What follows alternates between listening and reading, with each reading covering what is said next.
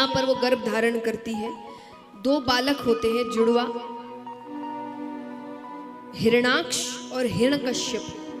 विचित्र बालक जन्म लेते ही विशाल रूप को धारण करते हैं। हिरणाक्ष यहाँ पर समुद्र की विशालता देखकर समुद्र को युद्ध के लिए ललकारते हैं। समुद्र ने कहा, मुझसे युद्ध मत करो, मेरे तल पर पृथ्वी रखी है, उसको लेने कोई आएगा, उससे युद्ध करो। उसे अगर हरा दिया तो पृथ्वी तुम्हारी। ठीक है।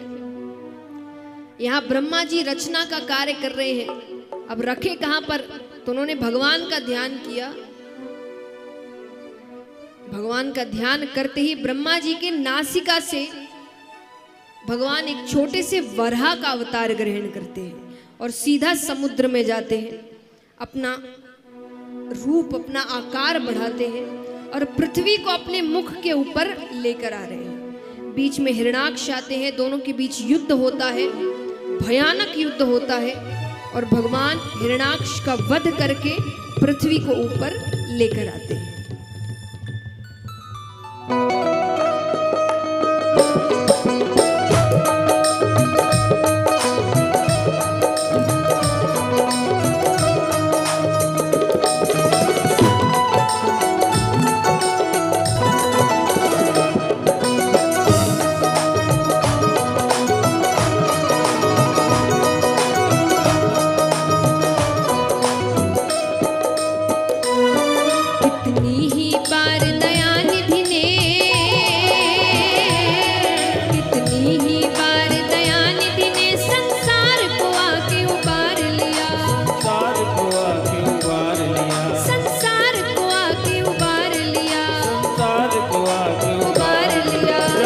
धरती पर धर्म घटा,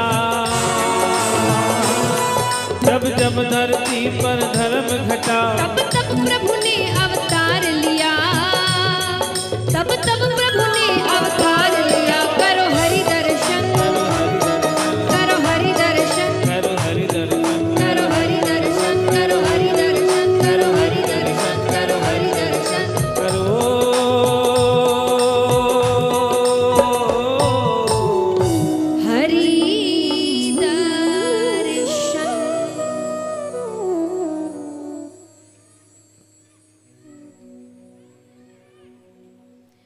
इस प्रकार भगवान वराह अवतार ग्रहण करते हैं।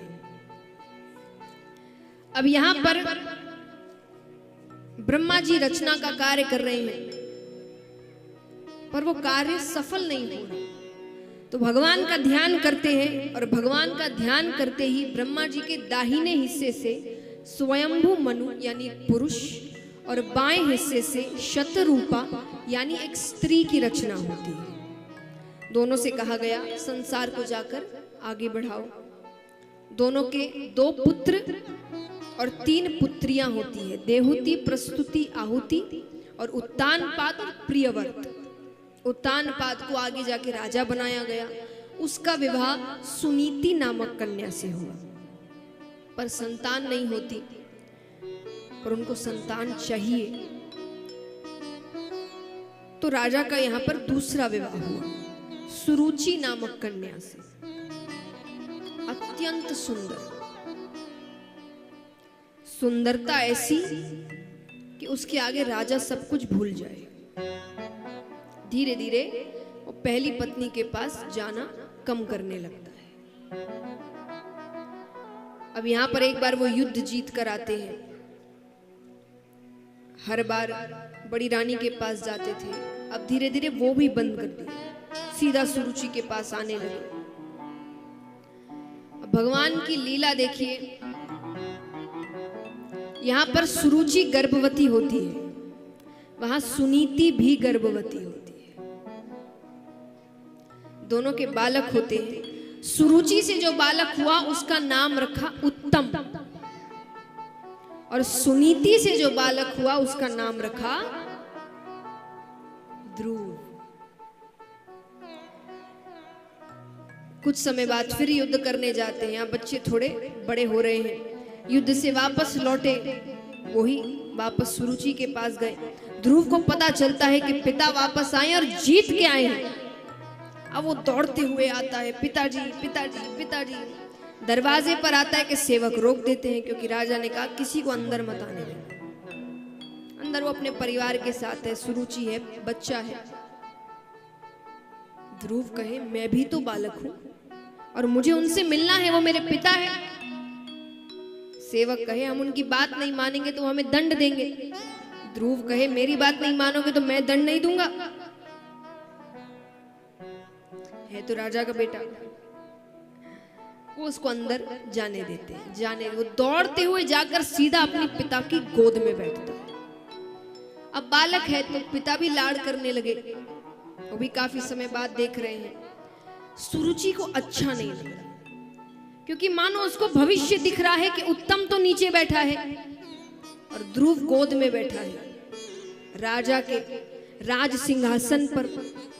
उसको वो पूरा भविष्य दिख रहा है कि वो राजा बन चुका है और उत्तम अभी भी नीचे ही बैठा है। उसने ध्रुव के हाथ को पकड़ा और धक्का दे दिया, गिर गया। राजा खड़े होते हैं पर सुरुचि को देखते ही फिर बैठ जाते हैं। ना उसको उसके सामने कुछ नहीं दिखता था। वो ध्रुव ने ये दृश्य देखा। ध्रुव कहता है विश्वास ही नहीं होता, आप इतना बदल गए। आपके सामने मुझे धिक्कारा गया और आप कुछ नहीं कह रहे हैं। सुरुचि कहती है महाराज से क्या पूछता है, अपनी मां से जाकर पूछ। ध्रुव जी कहते हैं आप भी मां ही हो, आप ही बता दो। सुरुचि ने कहा वो राजा है, राजा रानी के पास रहते हैं।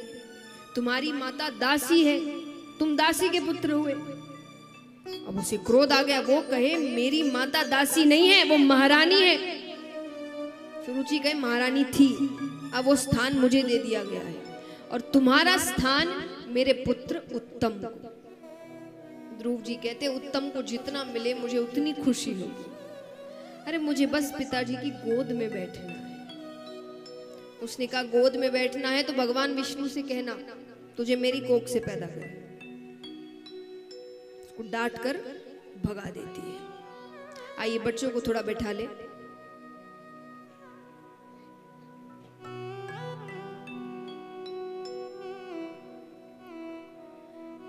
तो वो रोते रोते अपनी माता के पास जाते हैं। माता उनको समझा रही है, कोई बात नहीं, 10 तरीके से समझा रही है, प्यार से समझा रही है, लालच दे रही है, बहाने कर रही है, पर उनका रोना बंद ही नहीं हो रहा। तो अंत में माता झुंझला गई और झुंझलाहट में उसने कहा कि क्या एक साधारण से मनुष्य की गोद में बैठने के लिए रो रहा है?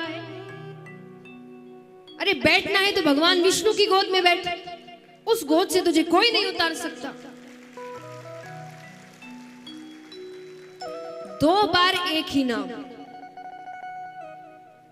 वहां सुरुचि ने भी क्या कहा कि पिता की गोद में बैठना है तो किससे कहना पड़ेगा?